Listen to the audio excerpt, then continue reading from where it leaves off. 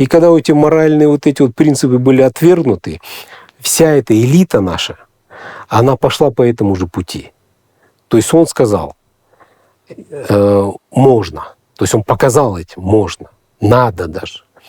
И я слышал, что там даже те, которые не заводили токалок, они лишали их своих должностей. Почему? Потому что, значит, если ты так не делаешь, как я, значит, ты меня осуждаешь. Значит, вы там с женой обсуждаете меня, осуждаете меня. Всем пришлось, там, хочешь не хочешь, всем там заводить токалок, чтобы сказать, я такой же, как ты, я такого же мнения, такой же позиции, я такой же, понимаете?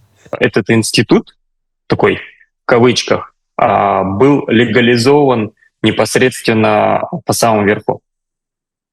И если лидер себе такие вещи позволяет, то рядовые члены общества говорят, ну а в чем проблема для меня это сделать?